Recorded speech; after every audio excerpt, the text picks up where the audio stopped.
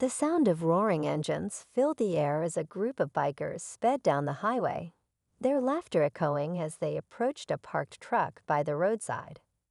Inside the truck sat a young woman, Emma, the daughter of a seasoned truck driver. She was waiting for her father to return from a quick stop, unaware of the trouble headed her way. The bikers, mistaking her quiet demeanor for weakness, decided to have some fun at her expense. What they didn't know was that Emma's father, John, wasn't just a truck driver. He was a retired Navy SEAL with a particular set of skills and a deep protective instinct for his daughter. As the situation escalated, Emma tried to remain calm, but the bikers pushed their luck too far. Little did they realize, John was already watching from the distance, and he wasn't about to let them get away with it. John had seen enough. From where he stood, just out of sight, he assessed the situation with a calm precision that years of training had ingrained in him. The bikers circled the truck, their mocking voices carrying over the sound of idling engines. Emma sat frozen in the driver's seat, gripping her phone, her heart pounding as she considered calling for help. She knew her dad would be back any moment, but the bikers didn't seem like the type to back off easily. One of them tapped on the window with a smirk, his friends laughing as he leaned in closer.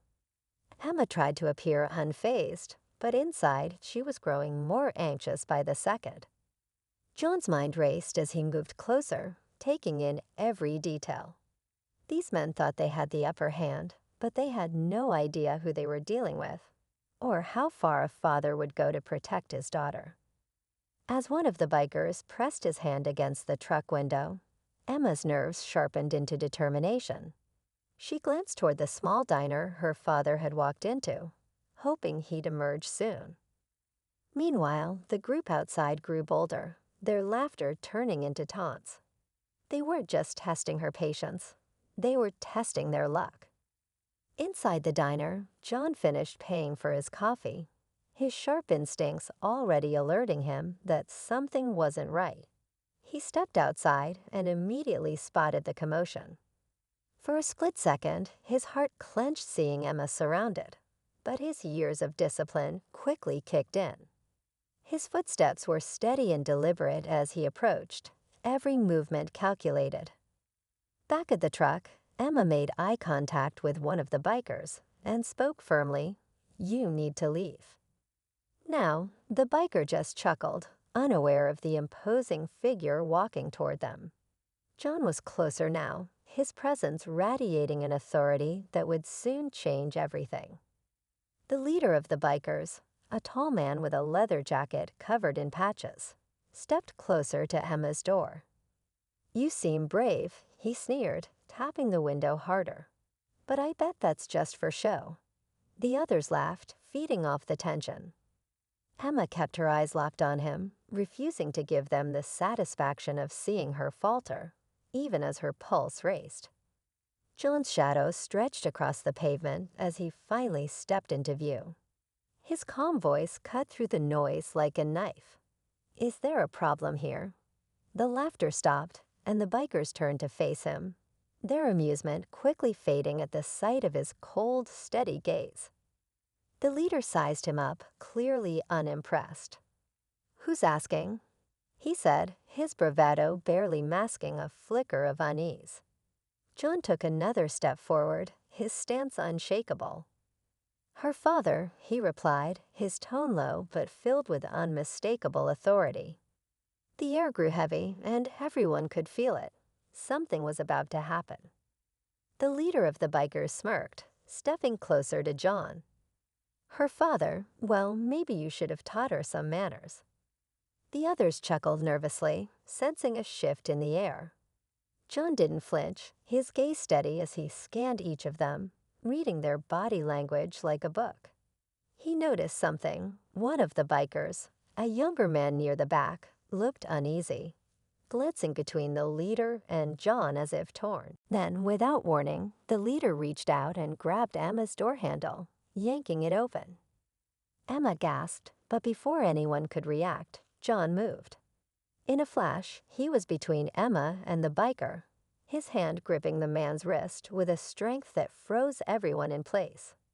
The leader winced but tried to play it off. "Big mistake, old man," he muttered. But just as tensions reached a boiling point, the distant sound of sirens cut through the tension. The younger biker stepped forward, surprising everyone, and said, "Let's go. This isn't worth it." The leader glared at him, torn between pride and common sense, as John remained unmoving, silently daring them to make the next move. The leader hesitated, his bravado faltering as the sirens grew louder. He yanked his arm away from John's iron grip and took a step back, trying to save face. "We're leaving," he growled, shooting a warning glance at the younger biker who had spoken up. The group reluctantly started to back off, revving their engines as if to reclaim some semblance of power. Emma exhaled shakily, relief washing over her as the bikers prepared to leave. But just as John lowered his guard, the leader spun around, pulling a chain from his pocket. He swung it toward John in a final act of defiance. John reacted instinctively, sidestepping the attack and expertly disarming him in a single fluid motion. The chain hit the pavement with a clang as the leader stumbled, now visibly shaken. At that moment, the police cars pulled into view, their lights flashing. The bikers scattered, their bravado replaced with panic. But before they could fully escape, the younger biker turned back briefly, locking eyes with John. "Thank you," he muttered under his breath, as if recognizing the man's restraint had saved them all from a worse fate. As the police handled the situation, Emma stepped out of the truck, rushing to her father's side. "Are you okay?" she asked, her voice trembling. John gave her a reassuring nod, his calm demeanor unwavering. "It's over," he said, pulling her into a protective embrace. But as they watched the bikers being rounded up, John couldn't shake the feeling that there was more to the younger one's story, a mystery he'd leave for another day. As the dust settled, John and Emma watched the police escort the bikers away. The leader, now subdued and quiet, glanced back with a mixture of anger and regret, while the younger biker seemed relieved, almost grateful. Emma leaned against the truck, her nerves finally calming as she looked at her father. "I don't know how you stay so calm in moments like that," she said with a small, shaky smile. John shrugged lightly, his voice steady. "You learn to handle what's in front of you and protect what matters." He looked at her with a quiet intensity that spoke volumes.